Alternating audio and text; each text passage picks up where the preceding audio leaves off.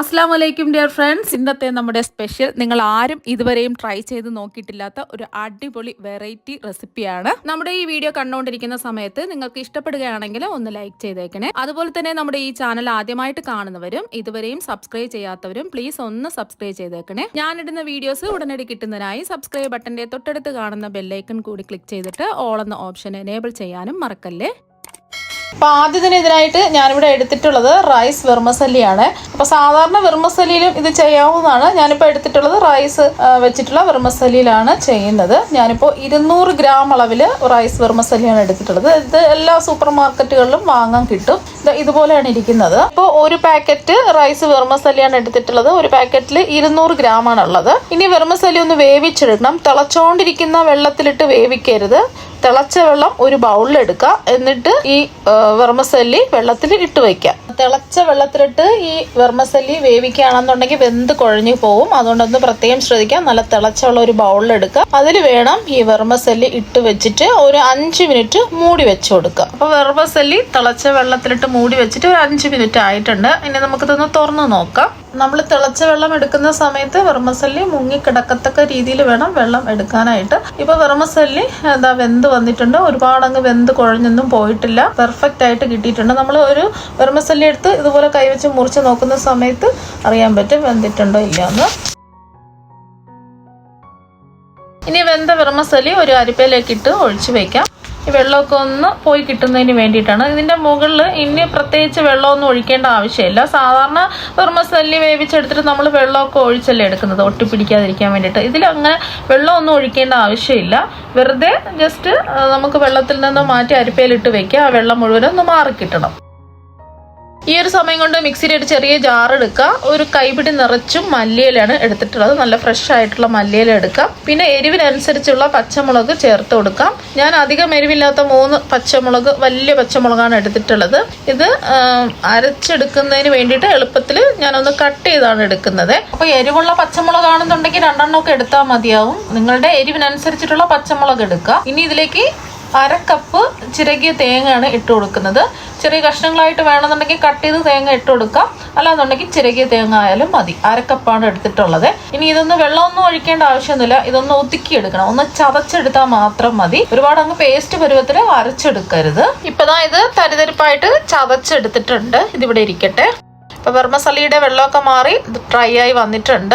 ഇനി എല്ലാം പെട്ടെന്ന് തന്നെ ചെയ്തിട്ടെടുക്കാം. ഒരു കടായി എടുക്കുക. ഇതിലേക്ക് 1 ടേബിൾ സ്പൂൺ വെളിച്ചെണ്ണ ഒഴിച്ചു കൊടുക്കാം. ഈ വെളിച്ചെണ്ണയുടെ കൂടെ തന്നെ ഞാനിവിടെ 1 ടേബിൾ സ്പൂൺ നെയ്യും കൂടെ ഒഴിച്ചു കൊടുക്കുകയാണ്.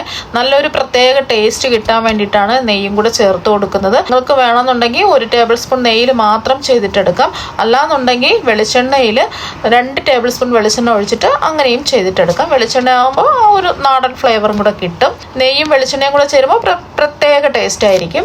അപ്പോൾ എണ്ണ ഒന്ന് ചൂടായിട്ടുണ്ട്. ഇതിലേക്ക് 1 ടീസ്പൂൺ കടുകിട്ടൊന്ന് പൊട്ടിക്കാം. ഇതിന്റെ കൂടെ തന്നെ ഞാൻ ഒരു 1/2 ടീസ്പൂൺ ചെറിയ ജീരകം ചേർക്കുന്നുണ്ട്. നിങ്ങൾക്ക് വേണമെന്നുണ്ടെങ്കിൽ മാത്രം ചെറിയ ജീരകം ചേർത്താൽ മതി.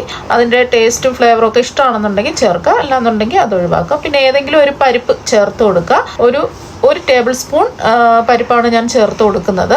മീഡിയം ഫ്ലെയിമാണ് വെച്ച് കൊടുക്കാനുള്ളത്. എല്ലാം ഒന്ന് ഇളക്കി കൊടുത്തതിന് ശേഷം ഇതിലേക്ക് 2 ടേബിൾ സ്പൂൺ കശുവണ്ടി പരിപ്പ് ചേർത്ത് കൊടുക്കാം. ഇതിന്റെ കൂടെ നിങ്ങൾക്ക് വേണമെന്നുണ്ടെങ്കിൽ ഉണക്ക മുന്തിരിയും ചേർക്കാം. ഞാനിപ്പോൾ കശുവണ്ടി പരിപ്പ് 2 ടേബിൾ സ്പൂൺ മാത്രമേ ചേർക്കുന്നുള്ളൂ. കശുവണ്ടി പരിപ്പ് ഇല്ലാന്നുണ്ടെങ്കിൽ 2 ടേബിൾ സ്പൂൺ നിലക്കടല ചേർത്താലും മതി. അപ്പോൾ കശുവണ്ടി പരിപ്പിന്റെ നിറമൊക്കെ ഒന്ന് മാറി വരുന്ന സമയത്ത് ഇതിലേക്ക് ഒരു 1/4 കപ്പ് പച്ചപ്പട്ടാണി ചേർത്ത് കൊടുക്കാം. അപ്പോൾ ഈ പച്ചപ്പട്ടാണിക്ക് അധികം വേവൊന്നുമില്ല, പെട്ടെന്ന് തന്നെ വെന്ത് കിട്ടിക്കോളും.